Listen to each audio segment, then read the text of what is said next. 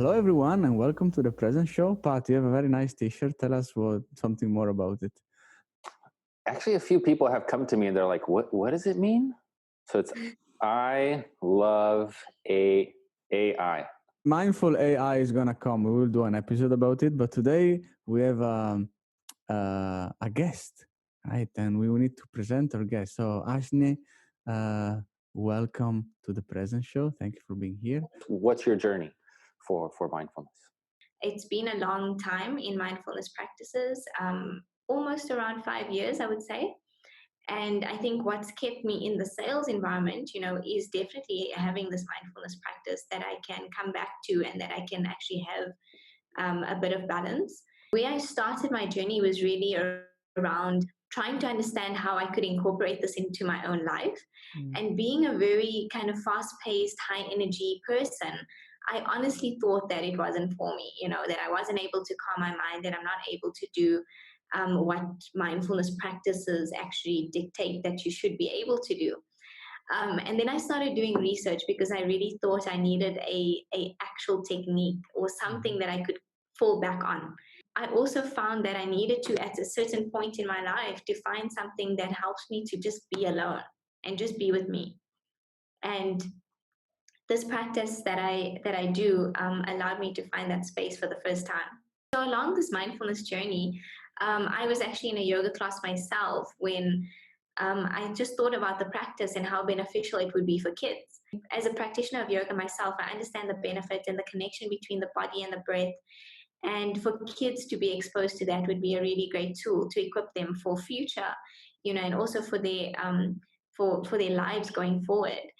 And then I kind of established my own brand of kids yoga in South Africa. So my brand is called Koga Kids Yoga, and and I teach kids from 3 years old. So a lot of people would think that 3 years old, they don't really know much about taking instruction or calming their mind or doing any activities. But kids are so naturally drawn to the practice of yoga and to the practice of mindfulness that they actually do it naturally.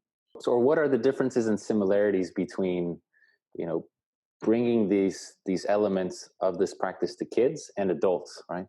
Yeah, for kids it's very open. So you don't keep them still for too long. And you don't have to tell them to release things like stress and pressure and responsibilities that adults, identify with. For kids, you really want to just bring them into the present moment, whatever that means. And we use things like meditation jars, which are like these little bottles that we put glitter inside. And those jars just allow kids to shake it around. Yeah. And then they shake it around, turn it upside down. And when they put it down, they just sit there and just looking at the jar and just focusing on the things that are going on in the jar. And what's amazing is that you use tools like this to bring kids to the present moment, but they already know what the present moment is. And you just tell them to enjoy it and to use their senses, like their eyes and their ears and the sense of touch, to actually experience, it in its completeness. So you often put a kid on a mat and you say, feel the environment that you're sitting in and feel the texture of your mat. And within a second, kids are in that moment and they're in the present moment, right? But for adults, it's different because we almost have to prepare them for that space. Rapid fire questions? Yeah, let's go. Okay. Your favorite sense? The sense of seeing and experiencing through your eyes, right? I am such a visual person that I think that I have to close my eyes in order to activate my other senses. Milk chocolate or dark chocolate? Milk chocolate. What's one thing everyone should do before they die? Draw up a bucket list of all the things that they personally want to do. For me, oh my gosh, it's travel the world, right? Wherever and whenever. If you could travel to any period in time, right, where would you travel to?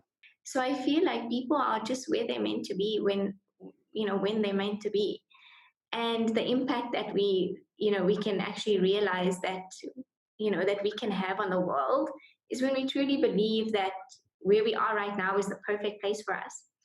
So if I had to be truly mindful, I wouldn't want to be anywhere else. I want to be right here, right now. Okay. Morning, afternoon, or evening meditation? My practice is very much a morning practice, and lots of yoga in between during the day, in the evening.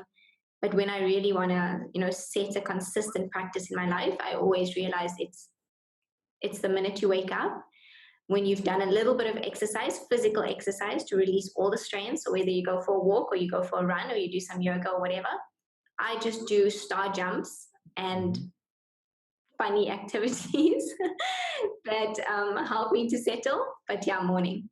Favorite yoga position? Tripod pose. Can you do it? Tripod pose. Is there anything else we should share about your mindful experience? I think there's a misconception that if you do a mindfulness practice once and you've had this amazing experience, that you hold on to the expectation that you'll always have an amazing experience. So if I had to give people like one set of advice, it would be to stay the course, to keep exploring the breadth of what this practice can actually give you and bring to you, and to never really judge the outcomes that you experience. And of course, if you're really busy, then every day is a great place to start.